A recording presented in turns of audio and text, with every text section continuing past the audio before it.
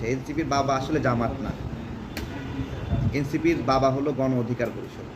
তো ডিজিএফআই এর লগো, তারপরে এসএসএফ তাদের লগো, ইউনিয়ন পরিষদের লগো, এই সমস্ত কিছু শাপলাকে কেন্দ্র করে। তো তাহলে যেটা নাগরিকদের কমন ব্যবহারের জন্য, সেইটা একটা রাজনৈতিক দল নিতে চায়, তাই না? তো এইটা উচিত কি না? তাদের একটা নৈতিকতার জায়গায় তারা হেরে যাচ্ছে। হ্যাঁ, যে তারা অনৈতিকভাবে এই প্র্যাকটিস করছে, এটা করতে গিয়ে তারা ইলেকশন কমিশনকে অসম্মান করছে। তাদেরকে স্মরণ করে দিতে চাই, এইটা কোনো দুর্বল ইলেকশন কমিশন না। এই ইলেকশন কমিশন সকল রাজনৈতিক দলের প্রস্তাবে, তাদের পাঠানো প্রস্তাবের প্রতিনিধি হলো ওনারা।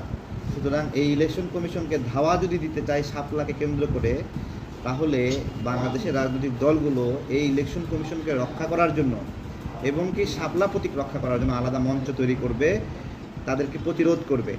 এখনও কিছু বলছে না, ছেড়ে দিয়ে রাখছে, যে তারা জানে ইলেকশন কমিশন যথেষ্ট স্ট্রং, চাইলেই দেবে না। কিন্তু ইলেকশন কমিশন যদি রাজি হয়ে যায়, তখন নাগরিকরাও প্রতিরোধ করবে। জামাতে ইসলাম এনসিপিকে একটু একটু হেল্প করে বাবা হওয়ার চেষ্টা করছে। এনসিপির বাবা আসলে জামাত না, এনসিপির বাবা হলো গণ অধিকার পরিষদ, এবং গণ অধিকার পরিষদের বাবা হলো ছাত্র অধিকার পরিষদ। আর ছাত্র অধিকার পরিষদের বাবা হলো আমরা যারা কয়েকজন ছাত্র অধিকার পরিষদ গঠনের উদ্যোক্তা, তারা। তো জামাত হুট করে উড়ে এসে জুড়ে বসছে এখন বাপ হওয়ার জন্য। হ্যাঁ, বিজয় না হলে চাচাও সাজতো না। জামাত আজকে বাপ সাজার চেষ্টা করতেছে এনসিপি। যদি বিজয় অর্জন না হইতো, এরা চাচা পরিচয় দিত না, বাপ পরিচয় তো দূরের কথা। সারা জীবন লুকায়ে থাইকা আজকে বাপ সাজার চেষ্টা করছে।